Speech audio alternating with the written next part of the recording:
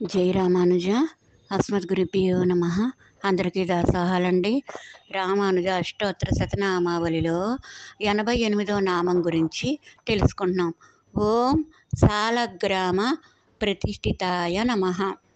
సాలగ్రామమను స్థలమున నీటిలో శ్రీపాదముంచిన రామానుజుల వారికి నమస్కారములు. సాలగ్రామం అనే గ్రామమును కూడా నిర్మించిన రామానుజుల వారికి ప్రణామములు.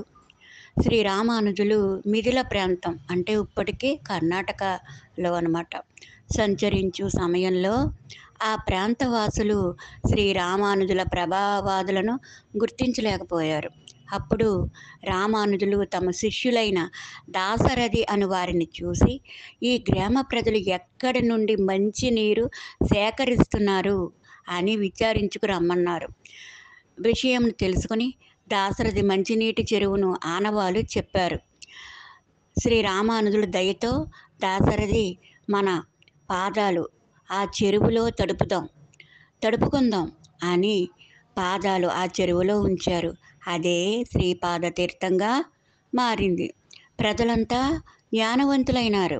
శ్రీరామానుజులు ఆ గ్రామానికి సాలగ్రామమని పేరు పెట్టారు. ఇది రామానుజుల దయకు ఒక ప్రతీక.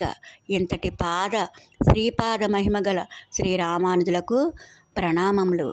జై రామానుజ.